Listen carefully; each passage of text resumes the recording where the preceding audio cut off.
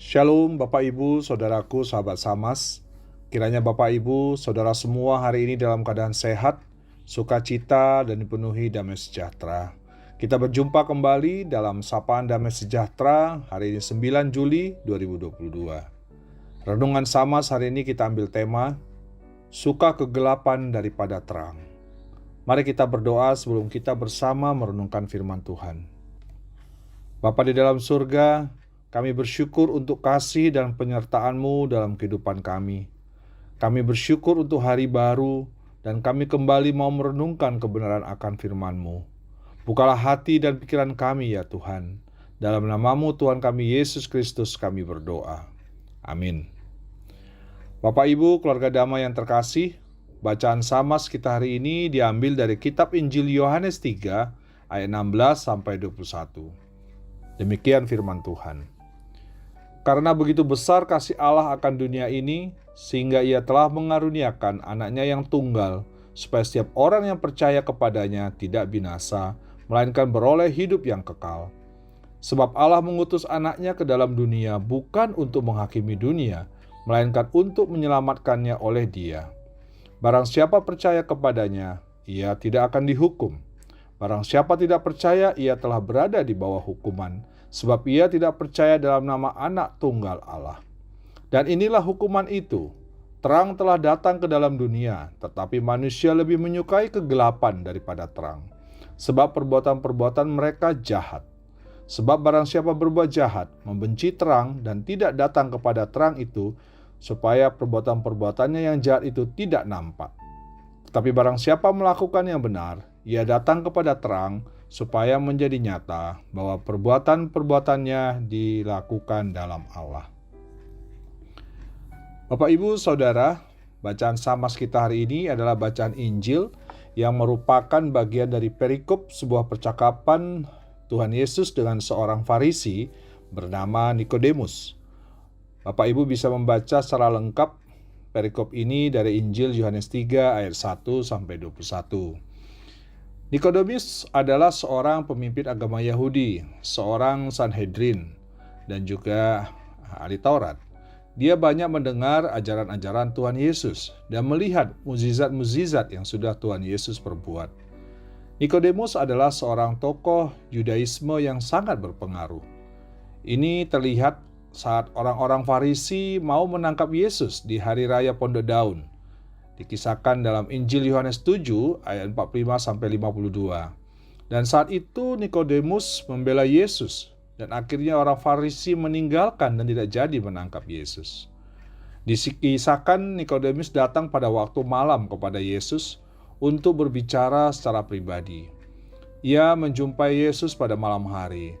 Dilakukannya untuk supaya tidak diketahui oleh orang banyak, karena Nikodemus ini adalah tokoh agama yang terpandang saat itu. Penafsir menggambarkan bahwa Nikodemus adalah seorang pemimpin Yahudi yang berhati lurus dan datang menjumpai Tuhan bukan untuk berkonfrontasi dengan ajaran Yesus, namun ada keraguan dalam dirinya dan ingin mengenal ajaran Tuhan Yesus lebih dekat. Bapak Ibu Saudaraku, inti percakapan Yesus dan Nikodemus adalah mengenai kelahiran kembali dan kehidupan kekal, ajaran akan kasih Tuhan dan hidup dalam terang yang mengalahkan kegelapan. Sebuah pernyataan terkenal Tuhan Yesus yang sangat sering kita dengar ada dalam Injil ini sebagai bagian percakapan Tuhan Yesus kepada Nikodemus ada di ayat yang ke-16 yang sebagai awal ayat bacaan Samas kita hari ini.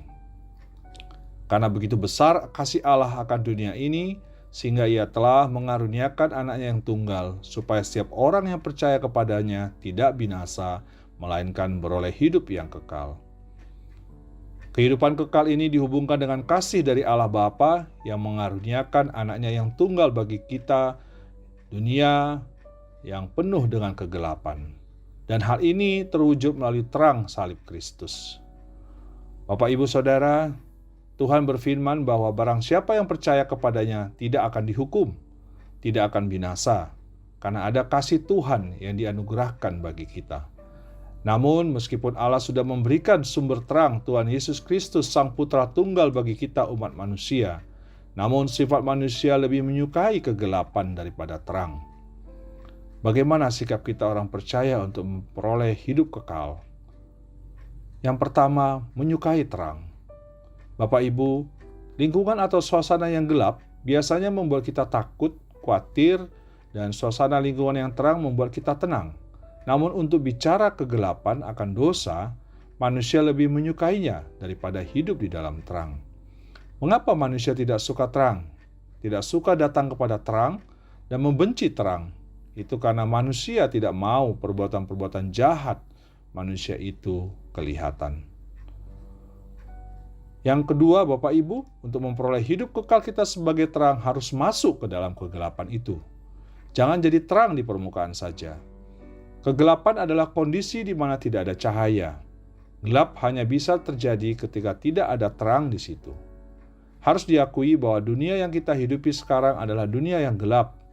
Namun kita diberikan hidup supaya kita dapat bercahaya di tengah-tengah dunia yang gelap ini. Seringkali kita menutup diri untuk menunjukkan kita sebagai gereja dan orang-orang percaya karena tidak mau tercemar dengan kehidupan dunia yang gelap. Padahal kegelapan adalah kondisi karena tidak ada cahaya.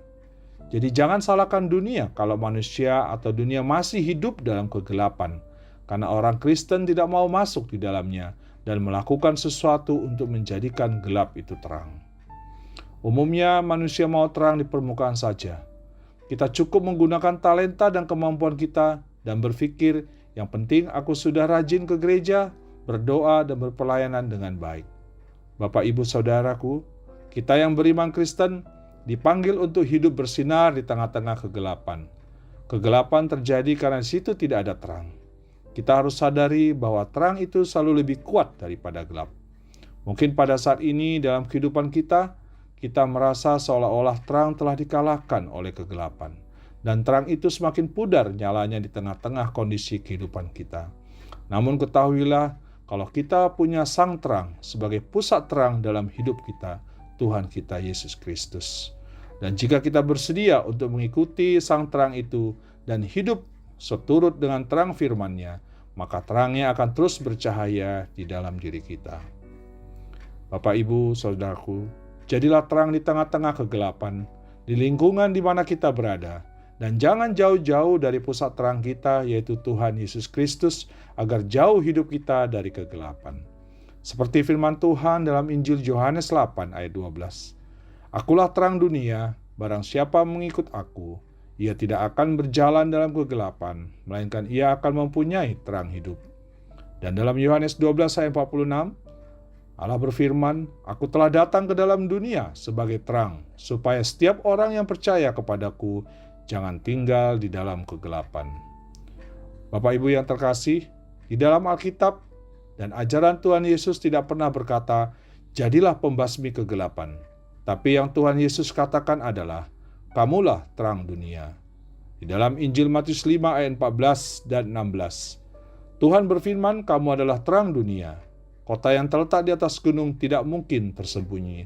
Dan ayat 16, demikianlah hendaknya terangmu bercahaya di depan orang, supaya mereka melihat perbuatanmu yang baik dan memuliakan Bapamu yang di surga. Mari kita berdoa.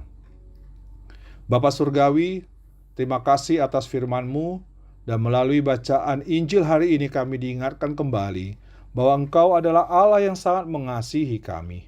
Engkau mengingatkan kami bahwa hidup adalah suatu pilihan. Kami lebih menyukakan kegelapan dalam kehidupan kami. Ampunilah kami ya Tuhan. Dan saat ini dengan penuh kerendahan hati kami menyatakan bahwa kami memilih Engkau, ya Allah Sang Terang itu. Oleh Roh Kudus-Mu, kuatkanlah kami agar tetap setia pada keputusan kami untuk meninggalkan kegelapan dan menyukakan terang kasih Tuhan. Dalam nama-Mu Tuhan Yesus kami berdoa. Amin. Bapak, Ibu yang terkasih, jadilah pembawa terang dalam menjalani kehidupan kita. Tuhan memberkati.